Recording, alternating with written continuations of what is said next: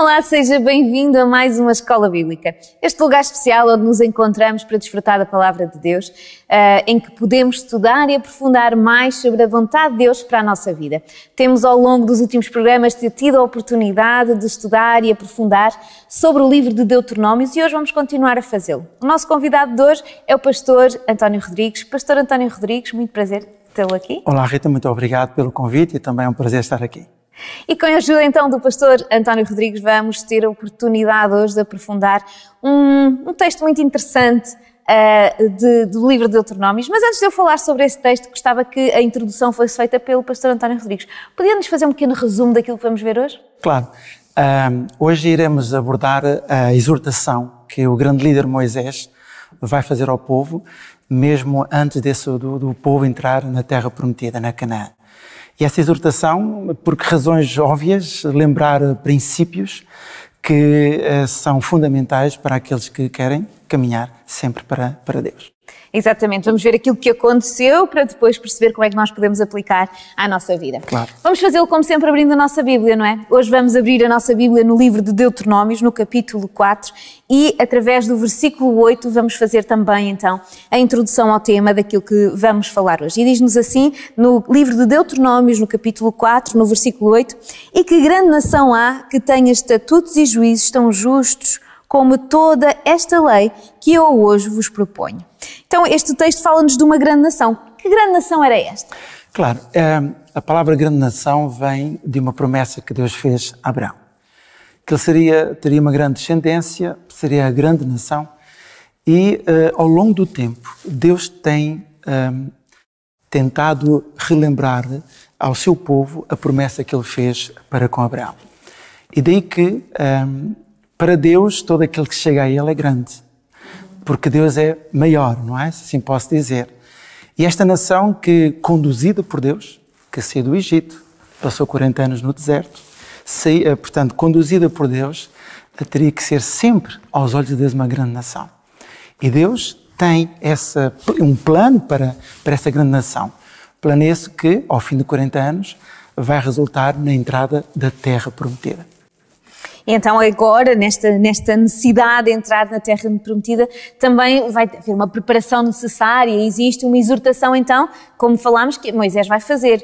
Ele vai dar algumas ideias, vai trazer da parte deles uma mensagem importante para esta nação, para estas pessoas. O que é que vamos poder tirar destas ideias? Que ideias são estas? Claro, é interessante, se nós tivéssemos tempo, podíamos ler o capítulo todo. Encontramos aqui, fazemos um convite àqueles que nos escutam para poder estudar o capítulo 4 e encontramos aqui uma panóplia de recomendações, de avisos para o povo de Israel.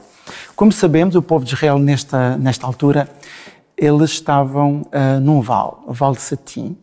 Ali havia um vale bonito, eu já estive fisicamente e vale a pena, é um vale muito bonito e o povo de Israel preparava-se para entrar na terra prometida. Só que nesse vale existiam povos, os medianitas. E, infelizmente, depois de 40 anos no deserto, depois de tantas peripécias, tantos milagres que o povo foi conduzido pela mão de Deus, também a construção de santuário, agora o povo estava a um passo da terra prometida. Mas, infelizmente, o facilitismo e as tentações vieram causar grandes danos ao povo de Israel. E ali eles sentiram uma tremenda sacudidura com o que aconteceu com aqueles que eram infiéis a Deus, esse povo que era também um povo idólatra, e principalmente na sensualidade. As mulheres, medianitas, começaram, enfim, a cativar o povo de Israel. E é neste contexto em que o povo de Israel entra num pecado, numa posição de apostasia, quer perante Deus na adoração dos deuses, quer também na idolatria, quer também na sensualidade. E isto vai fazer com que Moisés precise de relembrar ao povo qual é o objetivo do povo. Para onde é que Deus quer caminhar o povo? Deus não trouxe o povo para ali, ao fim de 40 anos, para o povo ser igual. Deus tinha mais para o povo. E Deus queria que, através de Moisés, que o povo pudesse lembrar o plano de Deus para ser concretizado não da vontade humana, mas da vontade divina. E vai ser aqui que vai haver que ele vai lhe dar uma expressão, ou vai dizer que eles não podiam acrescentar nem tirar nada, eles tinham que seguir o plano exatamente, não é? Que às vezes as variações elas podem ser más.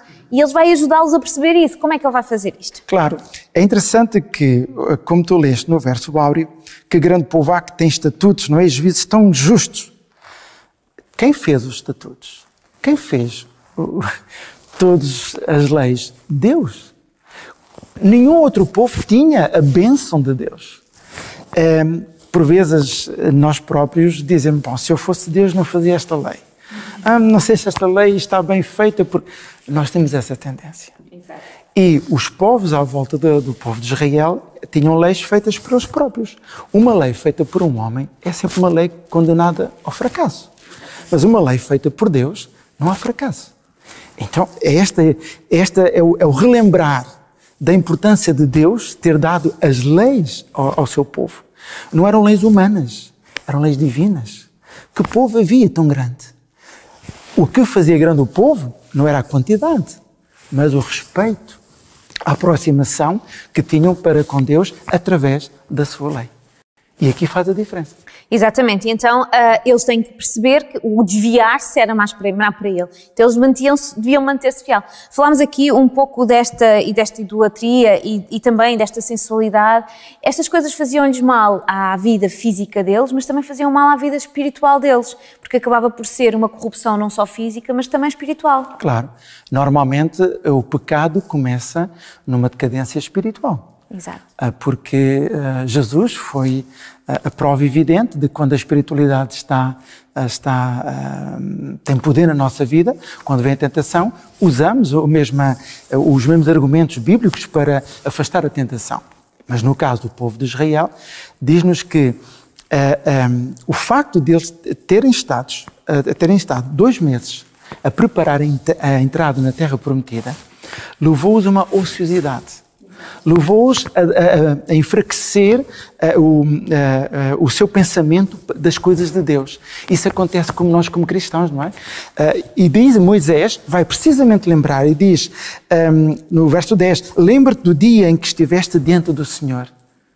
Quantas vezes nós devíamos nos lembrar, as vezes que já estivemos diante do Senhor e vimos aquilo que o Senhor fez na nossa vida. E nesse sentido, o povo de alguns, não foi todo o povo de Israel, aqui fala da morte de 23 mil, alguns deixaram os caminhos de Deus e passaram para... Daí que, havendo a morte espiritual, há a morte física, digamos. Havendo também uma morte, ou um aceitar do pecado na nossa vida, a morte espiritual também existe na vida do crente. E o povo de Israel, alguns membros do povo de Israel, estavam a viver esta morte espiritual. Então Moisés queria reavivar o povo para que o povo não entrasse nessa decadência espiritual. E vai dar um ênfase muito grande e vai dizer que a solução está numa coisa que aparentemente é muito simples. Apegai-vos ao Senhor, não é? Que eles tinham que ir e aproximar-se de Deus. Que esse era o passo que eles tinham que dar. Isto parece simples, mas nem sempre é a coisa mais... é simples, mas nem sempre é mais óbvia, talvez eu posso dizer. Claro, porque muitas vezes isso aconteceu com o povo de Israel e eles queriam aproximar-se de Deus sem obedecer e queriam obedecer sem aproximar-se de Deus. Não dá. Tem que ser as duas coisas. À medida que o povo de Israel se aproximasse de Deus, teria que obedecer. É como eu dizer, bom, eu vou ao sábado, eu guardo os mandamentos, mas será que me estou a aproximar de Deus? Será que o povo de Israel procurava Deus? Quando eu quero tentar obedecer sem me aproximar de Deus, é um legalismo. É aquilo que eu faço sem amor a Deus. E isto acontece nas nossas vidas. Queremos ser cristãos, mas não queremos obedecer aos mandamentos de Deus. Exato. Ou queremos que seja alguma coisa que seja feita por nós, que nos vai aproximar de Deus. Eu gosto muito da ideia que realmente é um passo nosso. A aproximação de Deus tem de ser um passo dado por nós, mas é necessário compreender que é porque há aceitação da parte de Deus, porque é desejo da parte de Deus, porque é vontade de Deus que nós façamos esse passo. Então há essa necessidade de compreender dessa dependência. Perfeitamente. E o povo ali estava-se a deixar contaminar com uma ideia porque os outros adoravam a Deus de pau, a Deus de metal, a Deus de outra coisa que era um Deus que estava morto, em que era a ação deles. Nós temos um Deus vivo. Israel tinha um Deus vivo, não é? E temos um Deus que tem sentimentos. Exato. Deus via o seu povo afastar-se completamente. Chegaram a adorar pedras, chegaram a adorar animais, chegaram a fazer sacrifícios em honra dos deuses, não o Deus verdadeiro. E um Deus sente, um Deus que ama o seu povo, um Deus que conduz o seu povo, um Deus que quer o bem do seu povo. Deus não seria Deus se Ele não se interessasse, se Ele não sentisse, quando visse os seus filhos errantes a errar nas suas atitudes e nas suas ações. Então Deus age. E como é que Deus age através de Moisés? Lembrem-se. Lembrem-se daquilo que Deus fez com os vossos pais. Lembrem-se daquilo que Deus fez ao tirar o povo de Israel do Egito. Lembrem-se que Deus trouxe para aqui com propósito, transpor o Rio Jordão, chegar ao outro lado. Não é ficar no Rio Jordão, não é ficar no vale do conforto, no vale, enfim, das nossas ideias. E esta é a tónica deste capítulo que faz Moisés dizer: lembrai-vos de Deus, tudo aquilo que o Senhor fez no passado é válido para hoje. A experiência do passado é válida. E depois tinha o santuário, que era a prova visível da existência de Deus, porque foi o pedido de Deus: fazei um santuário para que eu habite no vosso meio. É um Deus pessoal. E Deus não estava contente, claro, que o seu povo afastar-se cada vez mais, sabendo que tinham que transpor, tinham que conquistar Jericó, tinham que continuar tinham que continuar até chegar ao momento de viver em paz na terra prometida. Portanto, é um relembrar, é um puxar de orelhas, se assim posso dizer, por amor a Deus, que Deus tem ao seu povo, para que o seu povo agora pudesse ouvir e voltar para os caminhos de Deus e andar nos caminhos que os iria levar para a terra prometida. Eles eram uma grande nação quando eles tinham Deus do seu lado. Aquilo que fazia eles uma grande nação não era o número de pessoas, não era qualidades pessoais deles, era realmente o facto de terem com eles o Deus verdadeiro. E eles perdiam isso quando não tinham o Deus verdadeiro, deixavam de ser uma grande nação e passavam a ser só mais uma nação. A tónica, a diferença, é o Deus, e Moisés era o intermédio, e ele tinha que fazer este trabalho, que também não era um trabalho fácil, ser o intermédio entre um povo e um Deus. Mas o Senhor vai tocar e vai ajudar a compreender que a sabedoria que eles tinham, ela era superior à sabedoria que tinham os povos à volta dele.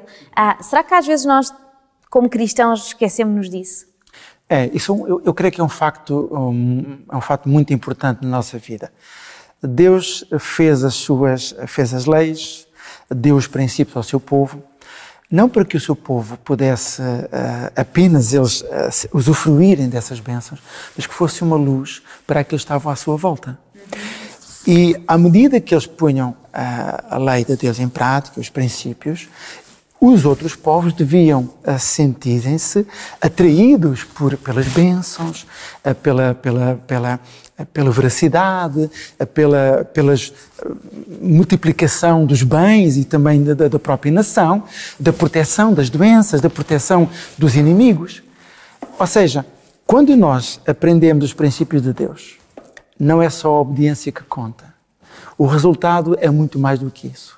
O resultado vai para lá, a família é afetada positivamente, o trabalho é afetado positivamente, a nossa relação é afetada positivamente, tantas coisas é afetado positivamente. Nós não vivemos sozinhos.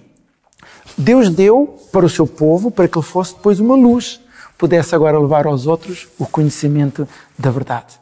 E essa verdade afeta tudo aquilo que estão à nossa volta. Portanto, não era como tu disseste, não era o número que conta, que contava ou que conta, não é porque é uma grande nação em termos bélico ou riqueza financeira, mas não, é uma riqueza espiritual. Não interessa o número, interessa a obediência a Deus e se queremos ou não andar nos caminhos do Senhor. E a sabedoria, não é? A sabedoria, eles eram grandes em sabedoria divina.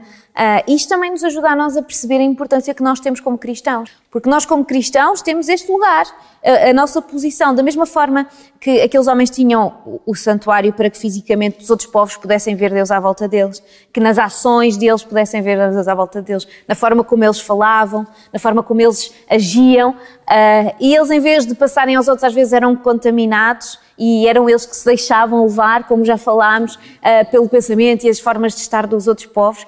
Isto a nós também nos mostra que nós também temos, como povo de Deus, não é? Como cristãos e povo de Deus, nós também temos esse papel na sociedade. Nós temos uma sociedade que tem leis que parecem muito, fazem sentido, não é? A gente ouve e até faz sentido, mas são contrárias àquilo que Deus diz. Deus diz é muito maior e é muito mais importante. Então às vezes nós deixamos-nos influenciar em vez de sermos os influenciadores. E eu acho que isto é uma chave no estudo de hoje. Não sei se concordas. Claro, perfeitamente. Porque realmente nós podemos ver o povo de Deus em muitas ocasiões, ou talvez em algumas ocasiões, para ser mais brando, em vez de influenciar, ser influenciados. Isso acontece connosco, não é? Nós conhecemos os princípios de Deus, temos a Bíblia Sagrada que nos ensina. Nós devíamos ser uma luz para as outras igrejas. Tantas igrejas que existem, mas muitos dizem que os mandamentos foram abolidos, já não temos os princípios de Deus. E, por vezes, em lugar de influenciar, somos influenciados. Exato. E mesmo em relação às leis dos países onde nós habitamos, claro, devemos cumprir sempre essas leis. Mas a lei de Deus é a lei sábia, é a lei poderosa, é a lei acima de todas as coisas. Devemos amar a Deus acima de todas as coisas, conforme o primeiro mandamento nos diz. E devemos manter esse amor transversal na nossa vida, aqueles que estão à nossa volta, aqueles que estão a cada vez mais perto de nós.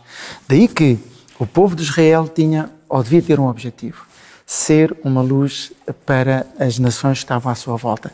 E nós vamos, mais tarde, não vamos falar nisso hoje, quando chegaram mesmo à terra de Canaã, tiveram o mesmo problema. Deixaram-se influenciar em vez de influenciar. Exato. E a pergunta, desculpa ser a pergunta, será que hoje nós temos esse mesmo problema, deixamos-nos influenciar com muito mais facilidade em vez de influenciarmos? É. Será que hoje recebemos mais em vez de dar? Temos que fazer essa autoanálise, porque ela é importante. Quando nós vivemos perante uma situação e olhamos para a situação à nossa volta e aquela situação, nós olhamos mais e analisamos mais como toda a gente analisa, em vez de analisarmos mais como a palavra de Deus nos diz para analisar, então alguma coisa está errada, porque o que hoje é certo para a nossa sociedade, amanhã já não é. Mas aquilo que era certo há 5.000 anos para Deus continua a ser certo hoje. Então tem de ser na base de Deus que nós temos que estar. Eu acredito que se nós pudéssemos olhar para este estudo e analisá-lo, e principalmente este capítulo, podíamos ver nele, e podíamos olhar para ele e dizer assim, isto, eu quero aplicar à minha vida, eu quero aplicar à minha comunidade, à minha igreja. Se pudesses dizer assim, pontos que gostavas de aplicar, para que aqueles que nos estão a ouvir possam dizer, isto são pontos importantes para aplicar. Como é que aplicaríamos? Primeiro, nós temos que compreender acerca de Deus um Deus pessoal. Temos que entender que Deus é um Deus pessoal, não é um Deus distante, não é o Deus que está no céu e nós estamos na terra como se cada um estivesse no seu canto. Portanto, o povo de Israel e nós hoje temos esse privilégio de termos um Deus pessoal. Portanto, é o Deus que está perto de nós. Segundo, temos as leis, os estatutos, os juízos de Deus. Portanto, não temos nenhuma razão para falhar. Uhum. A única razão somos nós. Exato. Que não é razão. Exato. Mas a única parte fraca somos nós. De resto está tudo... Deus fez as coisas direitinhas, Deus instruiu, Deus mostrou, Deus se apresentou, Deus veio habitar connosco. Temos tudo para ser felizes. O que é que acontece? Infelizmente, continuamos a ter à nossa volta muitos medianitas. Uhum. Nós encontramos à nossa volta muitas... por exemplo, nós vamos na estrada, estamos a ver televisão, ou são histórias de misérias, de mortes, de assassinatos, de violência, violações. Vemos os outdoors de sensualidade, de bebidas, de drogas, enfim, tantas coisas. Ou seja, nós podemos ler 1 hora a Bíblia por dia, mas somos bombardeados quase 10 horas, 12 horas por tantas coisas negativas. Então, o pecado nos bombardeia constantemente. E uma das coisas que nós, como crentes em Cristo, o povo de Deus, o Israel espiritual, nós devíamos ter a mesma certeza absoluta. Sentir Deus próximo de nós. Ou melhor, nós estamos próximos de Deus.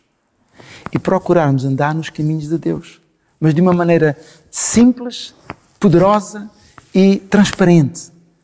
E assim o Senhor vai criar em nós as necessidades de o amar, de andar nos seus caminhos, de estarmos mais perto dele e sermos então um testemunho fiel e eficaz. Porque de outra forma, tu pediste alguns exemplos, mas o grande problema é que quando nós vemos um mau exemplo, todos sabem. Mas quando vemos um bom exemplo, ninguém sabe. É verdade. E nós, porque a nossa tendência é carnal. Exato. E queremos ver os defeitos nos outros para nos sentirmos bem. Em lugar de orarmos, em lugar de caminharmos juntos para essa aproximação. E é exatamente aquilo que o povo de Israel falta-lhe. E nós nos falta aproximarmos de Deus. Não é por causa que Jesus diz: vinde a mim, todos estáis cansados e oprimidos, não é? Essa é a grande análise. São princípios simples. Até parece que todos nós sabemos isso. É verdade.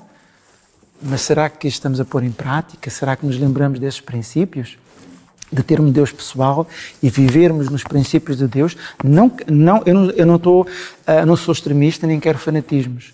Mas queremos uma sinceridade. Uma verdade. Uma verdade. Assim, um peixe é um peixe. Um peixe não é um mamífero. E um mamífero não é um peixe. O mamífero não tem escamas e um peixe não alimenta com o leite do filho. E nós não podemos continuar nestes híbridos, não é? Exatamente. E a solução de Deuteronômio dá-nos. Em Deuteronômio 4:4 vai dizer: porém vós que vos achegastes ao Senhor, vosso Deus, hoje todos estáis vivos. Então é isto, a solução para nós vivermos e estar vivo, mais que estar vivo é viver plenamente, só acontece quando nós estamos próximos de Deus. E é esta proximidade de Deus que nos vai dar a vida plena. A vida de híbrido é que nós não desfrutamos nem da terra nem do mar. Mas é interessante, eu faço uma coisa muito boa, que é, nós vivemos, pensamos que somos nós os donos da vida. Tem direito à vida, não é? Quantas vezes nós temos esta expressão, tem direito à vida. Como pecador, ninguém tem direito à vida. Porque Deus dá a vida não para ser pecador. Exato. Dá a vida para vivermos felizes eternamente com Ele. Portanto, é a misericórdia de Deus nós termos a vida. E se Deus deu ao povo de Israel, e como nós sabemos, apenas 2 daqueles que andaram a vaguear durante 40 anos no deserto entraram na terra prometida, imagina, se Deus dá essa vida, se Deus oferece-nos essa vida, é uma bênção nós temos a vida. Para aqueles descrentes nasci, o meu pai e a minha mãe me fizeram, eu estou aqui porque nasci. Nós não. Não foi o nosso pai e a nossa mãe que fizeram. Temos a bênção de Deus. E sentimos que essa bênção de Deus, que é a vida, devemos agradecê-la todos os dias, mas uma vida intencional, uma vida que é reconhecida ao Deus da vida, ao Deus Todo-Poderoso, e não uma vida ao acaso. Não sei de onde vim, não sei onde estou e nem sei para onde eu hei de ir. Entendes? E esta vida espiritual que nós devemos abraçar, porque nós somos muito abençoados por Deus, muito. A nossa família é muito abençoada por Deus. Os nossos amigos são abençoados por Deus sem o saber. Que os nossos colegas de trabalho também são. E alguns acabam por saber. Eu tenho um amigo meu de infância, que ainda hoje muito meu amigo, e sempre que ele tem um problema grave, ele telefona para mim e diz: fala com o teu Deus, porque eu preciso da tua ajuda. Então, nós estamos aqui para isso, para ser esses intérpretes. Não sou eu que tenho que ir a ele, é ele que tem que vir a mim, porque eu sou aquela que tem um Deus verdadeiro com quem fala todos os dias. Obrigada por nos ajudar a aprofundar todos estes pontos tão maravilhosos, tantas ideias que fomos aqui partilhadas. E agora vou pedir uma coisa difícil, é com todas estas ideias que partilharmos, 2 minutinhos, dar assim, chave. 2 minutos para dar a chave, o resumo de tudo isto. O povo de Israel estava à porta de entrar na terra prometida. E Moisés veio relembrar os princípios de Deus. Hoje nós estamos às portas de entrar na terra prometida com a volta de Jesus. E hoje, mais do que nunca, precisamos também de lembrar ou relembrar os mandamentos de Deus. Porque senão nós caímos nos mesmos pecados que era o povo de Israel. Eu creio que é tempo de nós pararmos um pouco, lermos o que Deus fez ao seu povo, o que Deus quer de mim e o que é que Deus quer que no meu coração haja. Obediência, aproximação, uma entrega total, um testemunho vivo e eficaz. Porque só assim é que eu posso dizer: o Senhor vive no meu coração. E se nós havemos de habitar uma Canaã, não terrena, mas uma cana celestial, muito mais agora. Muito mais agora. Com tantos midianitas à nossa volta, com tantas situações pecaminosas à nossa volta, andamos às turras uns com os outros, andamos a incriminar uns aos outros, andamos a falar mal uns dos outros. Não. É a altura de relembrar. Pegar na palavra de Deus, o Senhor fez isto. O Senhor escreveu, tem os 10 mandamentos, tão específicos, tão alinhavados, tão direcionados ao seu povo, tantos princípios vitais, tantas bênçãos que nós temos. Não é tempo de abandonar. É um tempo de corrigir, um tempo de meditar, um tempo de entrega ao nosso Deus e, certeza absoluta, havemos de passar e estar um dia na cana celestial. Amém. Obrigada por este momento de partilha. Obrigada porque eu acho que foi extremamente importante e ajudou-nos a conhecer um bocadinho mais de Deuteronómios. Eu acredito que aqueles que nos assistem também têm vontade de continuar a conhecer mais de Deuteronómios. Não terminamos por aqui. Vamos continuar com o livro de Deuteronómios, vamos continuar a compreender aquele momento especial que o povo estava a viver antes de chegar a Canaã. É muito parecido com o momento especial que nós próprios estamos a viver. Se quer continuar desse lado, a assistir, a compreender e a acompanhar-nos, teremos todo o gosto de continuar a partilhar estes momentos consigo. Vamos ter mais convidados, mais amigos que vão ver connosco e aprofundar a palavra de Deus. Queremos contar consigo. Até já.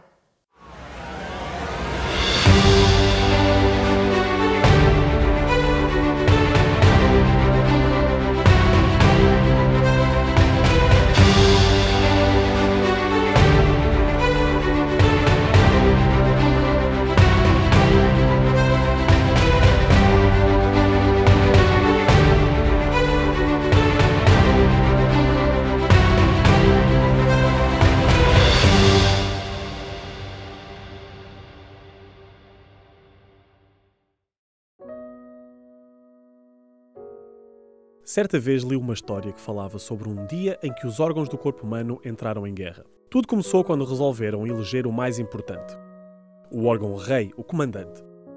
Os olhos não aceitavam perder. Alegavam que eram não somente os mais lindos, mas também os mais úteis, pois tudo chegava ao corpo por eles.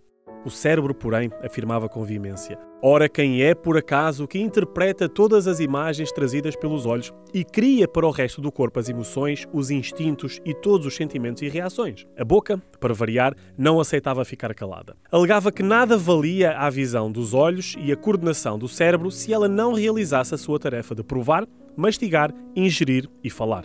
O intestino pediu a palavra, mas os outros órgãos fizeram um coro unânime dizendo: fica quieto, não estás à altura do debate. As mãos aproveitaram que o assunto foi interrompido e iniciaram uma discussão pessoal com os olhos e a boca. Quem é que segura e leva a comida até à boca? Quem é que limpa os olhos? Outros entraram também na discussão. O pulmão, alegando a vitalidade da respiração, o coração defendendo as suas funções de bombear o sangue, os rins, o fígado e muitos outros órgãos. Até que, depois de ter a palavra negada mais do que uma vez, o intestino gritou lá de baixo: estou de greve, não vou funcionar mais, e deu a sua participação como encerrada na confusão. Naquele momento ninguém se importou, mas com o passar do tempo a situação começou a ficar muito difícil para todo o corpo. Os olhos já não conseguiam ver bem, as pernas perderam as forças, as mãos trêmulas, o cérebro deixara de pensar e a boca berrava. O estômago doía até que todos imploraram para que o intestino voltasse a funcionar. No fim, todos perceberam que a parte mais simples do corpo afeta todas as outras quando deixa de funcionar. Paulo usa uma metáfora semelhante para se referir à Igreja de Deus. Na sua primeira carta aos Coríntios, capítulo 12, a partir do versículo 25, ele lembra-nos: para que não exista divisão no corpo. Pelo contrário, cooperem os membros com igual cuidado em favor uns dos outros. De maneira que, se um membro sofre, todos sofrem com ele. E se um deles é honrado, com ele todos se regozijam.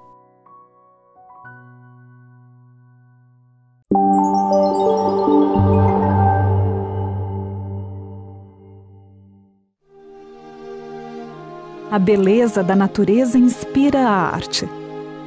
E assim tem sido desde os primórdios da humanidade. Das pinturas rupestres retratando cervos, cavalos e bisões, ao lapidar de preciosas gemas, ao misturar pigmentos para mesclar cores, presentes nas flores, no céu, no mar.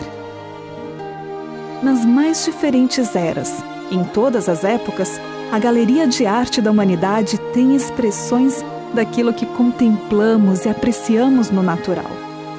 A natureza faz parte da nossa arte. E como é a arte na própria natureza?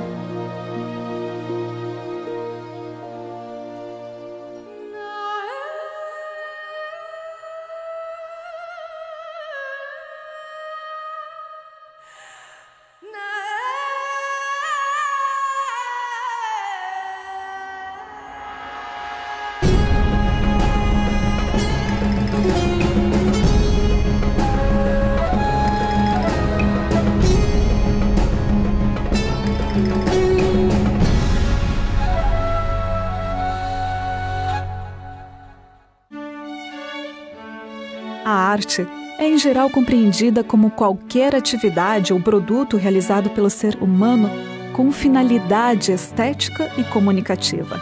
A arte expressa ideias, emoções e visão de mundo utilizando recursos plásticos, linguísticos ou sonoros e, assim, compondo obras. Obras que também podemos encontrar na natureza quando reconhecemos expressões magistrais de arte ali presentes. Se a gente considerar a relação natureza e arte, seria bem interessante nós pensarmos sobre algumas experiências da humanidade, desde a pré-história até os dias atuais, onde a natureza é elemento fundamental para a criação artística.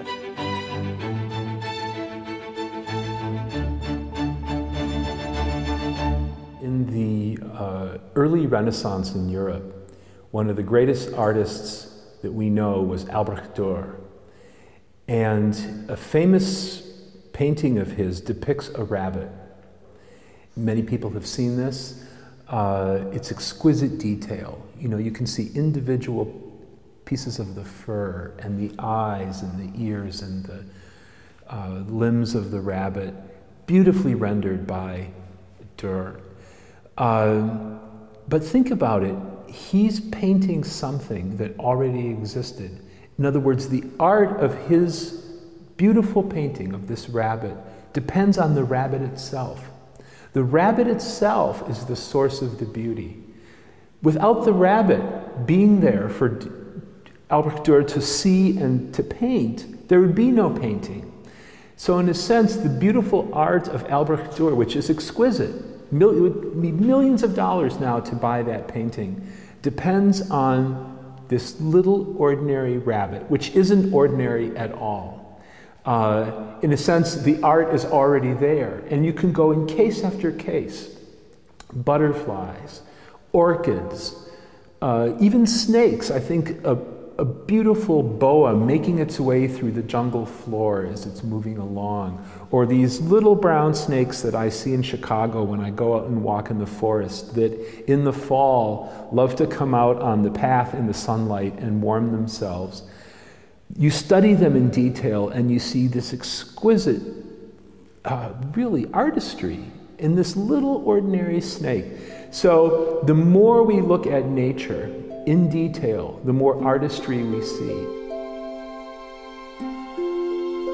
Na arte contemporânea, por exemplo, nós temos toda uma sorte de artistas que trabalham de forma direta com a natureza, né? Podemos citar dois grandes movimentos, um deles é a Land Art, que trabalha na natureza e com a natureza, intervindo de forma direta, imediata, com ações intervencionistas mesmo, na própria natureza, alterando esse destino físico que nos foi dado, né?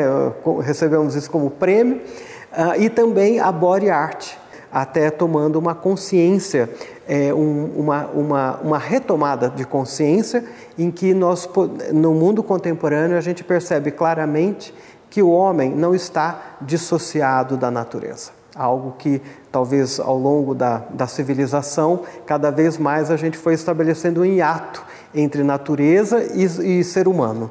E agora existe um processo de retomada, de reaproximação, e a arte é uma potência para pensar e manifestar esse religare. El ser humano sigue mirando al arte desde la naturaleza. Esa es la primera idea que es interesante, ¿no? Nosotros podemos hablar de movimientos artísticos más o menos modernos, evolucionados, abstractos, pero al final todavía sigue llenándonos un buen paisaje, un mar, una puesta de sol, el dibujo de los colores de un campo verde con flores, sigue todavía. ¿Por qué? Porque nosotros, nuestra estética sigue volviendo a nuestros orígenes. Nosotros necesitamos esa imagen inicial que nos configura y nos da cierto consuelo y tranquilidad.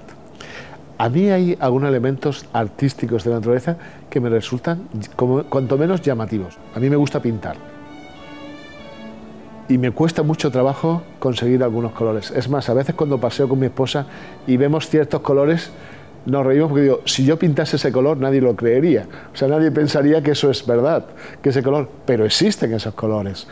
Y existen colores que además tienen un significado, o sea, que el verde sea verde en los campos, que produzca esa tranquilidad, ese consuelo, esa solaz, no es gratuito.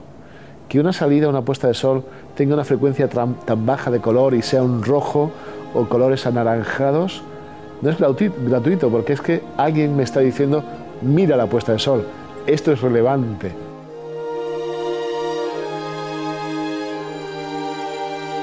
Quantas e quantas vezes nós olhamos para pôr de sol, amanhecer, luminosidades, nuvens e reconhecemos ali obras de arte. Então eu vejo a natureza como se eu estivesse vendo um quadro, o que na verdade deveria ser o inverso, né? Vemos quadros como se estivéssemos vendo a natureza. E nesse sentido aqui a gente vai ter um conjunto de cores quentes, né? No caso o amarelo, o laranja, o vermelho, que nos dá uma dimensão de calor, né? De quentura, né? Que é sem dúvida alguma o elemento visual cor, que é o regente da experiência que eu tenho ao me deparar com essa obra de arte, ou melhor, com essa paisagem. Quizá nos hemos perdido un poco esta dimensión de la naturaleza porque nuestro mundo es un mundo que tiene saturación de colores. Vemos muchos colores en todos lados, hemos facilitado los colores y por eso en ocasiones a lo mejor nos parece mucho más plano la naturaleza, pero volver a la naturaleza y ver y detectar y el porqué de los colores. Ayer veía un verde brillante después de la lluvia, vibrante, con un sol dorado de la puesta. Decía, qué color tan bonito, ¿no? O sea, qué detalle, qué difícil de conseguir este color en cualquier cuadro, en cualquier imagen, ¿no? Há conjunto de cores que nós não conseguimos, às vezes, reproduzir num tecido para fazer uma roupa. Aquilo é tão lindo no animal, mas não fica bem na gente. Ou quando a gente quer reproduzir, a gente não consegue fazer do mesmo jeito. Cores que aparentemente não combinam e ficam lindas em alguns animais, não é? E flores também. Você vê roxo com amarelo, fica uma coisa maravilhosa. Vai vestir uma roupa roxa e amarela, fica uma coisa terrível, horrorosa. Então assim, mas na natureza fica lindo. Como que conseguiu combinar cores tão diferentes e dar uma harmonia tão grande que nós olhamos e dizemos, não, isso é maravilhoso. Eu nunca faria uma coisa dessa. Salvo algún autor clásico que haya llamado la atención, Van Gogh y tal, que altera algunos colores, donde hay muchas teorías, ¿no? Seguramente sería por alguna enfermedad que padeciese el pintor y tal. Nosotros encontramos aquellos colores que responden a las combinaciones naturales de la naturaleza, los encontramos como armoniosos, los encontramos como confortables. Hay ciertas combinaciones de colores que nos afectan, ¿no? Y nos afectan negativamente, ¿no? Que no son soportables mucho tiempo. Es decir, hay ciertos colores que si constantemente estuviésemos expuestos a ellos, tendríamos problemas incluso de salud, ¿no? Problemas mentales. Ciertas combinaciones que no son, y lo decimos normalmente, no son naturales. ¿Por qué decimos que no son naturales? Porque no solamente porque se encuentren en la naturaleza, sino porque nos afectan en nuestra armonía, en nuestra coherencia, en nuestra manera de expresarnos de forma normal y espontánea. Ahí tenemos también mucho que aprender, ¿no?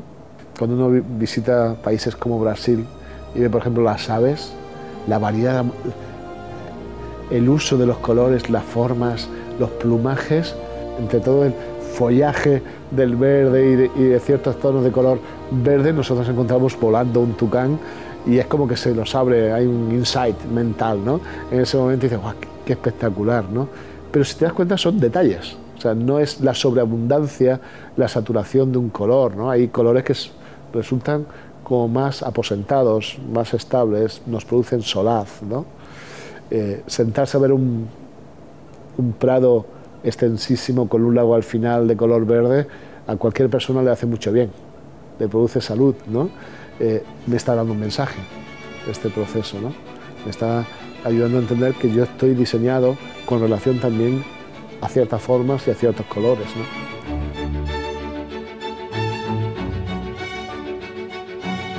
A natureza tem papel vital em nossa expressão criativa, inspirando a Sinfonia das 4 Estações de Vivaldi,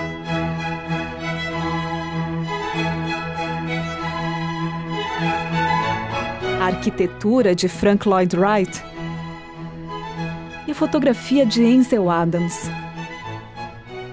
descortinando que a arte já estava ali antes mesmo de nós existirmos. Tente ir a um museu de arte e não encontrar paisagens campestres, o ar exótico das montanhas, o céu em suas mais diversas tonalidades, pássaros em revoada ou qualquer outra representação dos reinos animal, vegetal ou mineral. As texturas, cores e formas do mundo natural surpreendem e inspiram. E já sabemos que o contato com a natureza estimula a própria criatividade e capacidade cognitiva. O artista enxerga a arte já ali presente. Henri Rousseau, pintor pós-impressionista francês, dizia: "Nada me faz mais feliz do que observar a natureza e pintar o que eu vejo." E o que seria de Monet sem as suas ninféias?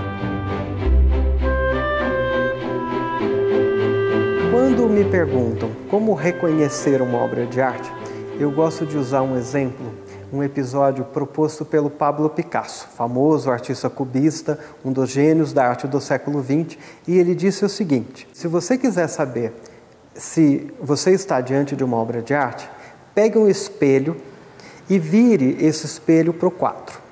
Espere 30 segundos. Quando você tirar o espelho, se esse espelho estiver embaçado, é porque a obra respira e, portanto, é uma obra de arte. É claro que é uma resposta um tanto quanto metafórica, um tanto quanto imaginária, tanto quanto um artista poderia responder, né? Mas, de qualquer modo, é interessante mesmo a gente perceber que, quando a gente está diante de uma obra de arte, a gente, de algum modo, né, mesmo que a gente não tenha a consciência disso, a gente consegue identificar o pulsar da obra de arte. É algo como se ela tivesse de fato vívida, respirante para nós, né? Em um processo de empatia, de simpatia entre a imagem artística, o produto artístico e a percepção do espectador. And a great deal of that artistry, in fact I would say most of it, appears not to serve any necessary Darwinian or survival function. It's there for us to appreciate, I believe. Just the way that an artist puts a painting up on the wall for you to appreciate. The detail that I saw in butterflies during a production of a film that I was in, it seemed to be there, as we say in English, it was gratuitous. There was no necessary survival role, at least that we could discern. It was there for the sake of sheer beauty. So I think there is a great deal, an overwhelming amount of artistry in nature, if we can perceive it. If we can get away from our iPods and our technological wall that we've built around ourselves and look at nature, there is incredible artistry there. A gente vê vários exemplos desses na vida. O pavão, por exemplo, é um deles. A gente vê aquela cauda fantástica, aquele cocar todo decorado, e a gente vê, poxa, para que serve isso? Para ele ser mais rápido em correr, para ele ser mais ágil, para lutar melhor. Não é uma arma, é pura demonstração de uma arte. E estudos recentes mostraram com um número muito grande de fêmeas de pavão que as fêmeas não dão o menor bola para tudo aquilo ali. Elas preferem, o estudo concluiu que elas preferem os pavões que cantam melhor. Em inglês é acoustic signaling, que sinalizam melhor com o seu canto. Então, para que serve tudo aquilo? É decoração pura. E a gente sabe que aquilo é um jogo de ótica, não é nem corante que está ali. Não são corantes e pigmentos, são regiões específicas no pavão, na sua cauda, no seu cocá, né? Que em áreas específicas, delineadas por equações matemáticas complexas, o espaçamento das penugens foi finamente ajustado para que quando a luz batesse ali, ela sofresse um processo aproximadamente de difração e que ali a gente enxergasse uma cor específica, o amarelo, o azul, o verde. Você vai olhar atrás do pavão, você não vê as cores. Então é a natureza, é essa galeria de obra de artes. Me parece que talvez o grande fascínio do ser humano para a natureza é a luz. Desde a percepção do dia, a percepção da noite, a cristalinidade das águas, a incidência dos raios luminosos nas diferentes superfícies, né? O arco-íris, ou seja, tudo são fenômenos luminosos e que geram encanto e maravilhamento. E muitos desses encantos, esses maravilhamentos, são transportados pelo ser humano para as obras de arte. A natureza, ela se apresenta com alta complexidade, né? E grande diversidade de formas, cores, intensidades, texturas, materialidades, né? O mundo mineral, o mundo vegetal, os animais, nós próprios seres humanos. Outro aspecto fantástico dessa galeria de artes são os materiais que encontramos na vida. Então a gente vê que até hoje o algodão é o melhor tecido. Então ali encontrado num vegetal, numa planta, né? Aquele material polimérico. Quando a gente faz uma roupa, a gente percebe que o algodão é a melhor coisa. Então o homem tenta imitar. Ele faz tecidos sintéticos, tecidos com outras propriedades e tudo mais. A gente sempre vê que a arte da natureza é a mais perfeita, ela é superior à nossa própria capacidade de imitar. Então uma flor, por exemplo, né, a gente você põe a flor natural e a flor sintética, todo mundo percebe de longe, por mais que a gente tente imitar, que há uma beleza, há um charme, há uma perfeição, há um algo mais no produto natural que a gente nunca consegue obter com os produtos sintéticos. E se nós reparamos nas flores, né, as pétalas com cores lindas, com textura, algumas parecem que são assim como veludo, de tão... isso são pelos que elas têm, que fazem com que elas tenham essa textura assim, muito mais delicada, né? E assim, pense, é uma coisa que vai durar tão pouco tempo. Para que investir tanto numa estrutura que às vezes dura algumas horas? Algumas flores duram mais tempo, dias, mas muitas flores duram horas. E para que investir numa estrutura tão delicada, tão linda, que gasta muito em termos de energia da planta, porque fazer cores são pigmentos, pigmentos gastam energia, né? E a textura diferente também gasta energia. Então há muita energia envolvida na reprodução sexuada das plantas. E fazer flores lindas que vão durar algumas horas. Então, isso não pode ter outro sentido que não nós termos essa observação, podermos desfrutar disso. Essa pequena planta que na infância a gente brinca de assoprar, ou que namorando a gente romantiza soprando para a namorada, aqui no caso, acolhendo gotículas de orvalho, geram uma estrutura de tal ordem que parece não ser da natureza.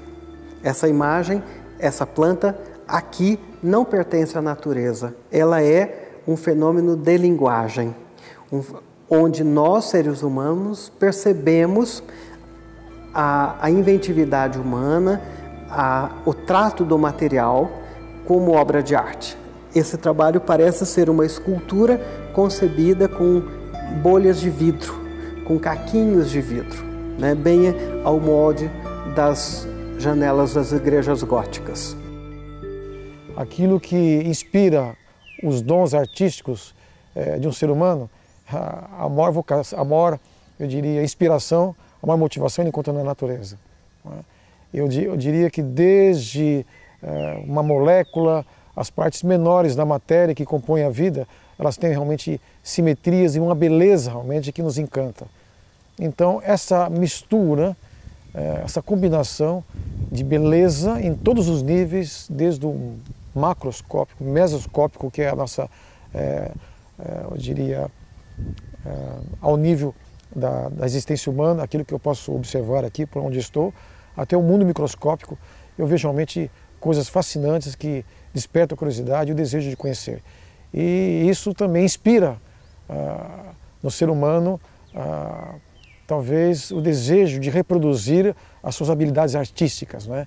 É importante notar que artistas como Leonardo da Vinci ou até mesmo Michelangelo buscavam aprimorar com o conhecimento artístico, com o conhecimento matemático, geométrico, a própria percepção da natureza, né? E daí a grande presença de elementos naturais nas composições artísticas, principalmente pelo uso da assim chamada perspectiva artificial, que vai fingir que um quadro, que é por excelência um fenômeno bidimensional, plano, na verdade se mostra como uma janela ou como uma porta com profundidade, com tridimensão, da mesma forma como a gente percebe o mundo, né? Esse mundo chamado sensível.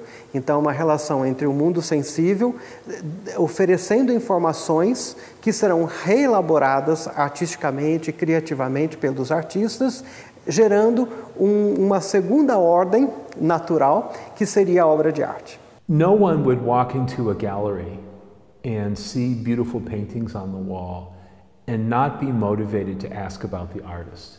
We do this naturally. You see a beautiful piece of art, a piece of sculpture, a painting, and you admire the skill of the artist and their subtlety and their aesthetic sense, and you have a curiosity about that artist. I think the same is true, only at a much greater degree of subtlety and beauty and power with living things themselves, that they reveal the hand of an artist. They reveal, I guess you could say, some mind with humor and whimsy and tenderness. I mean, I love cats. I've had cats ever since I was a child. Watching a kitten discover its world, you want to laugh. I mean, look how popular cat videos are on YouTube. There's humor there. So I would say, whoever made kittens wanted us to laugh. I mean, there is humor and a sense almost of joy in watching these little balls of fur develop and discover their world. So it makes sense to say, whoever put this together, whatever cause it was a cause in some sense that understood that I, as the observer, would appreciate the beauty, would appreciate the subtlety, would appreciate the humor and whimsy, and all those other features that we see in living things. So you see a beautiful piece of art, you wonder about its maker. It's the natural thing to do. No delicado capricho e elegância de uma flor, nos perfumes que inspiram as mais caras fragrâncias, na mescla harmoniosa de cores que se traduz no requinte de um entardecer, no poá de uma joaninha que marcou a moda, existe design, harmonia e beleza próprios de uma expressão artística. Isso nos leva a refletir: é o ser humano o criador da arte ou um descobridor da arte já existente no universo?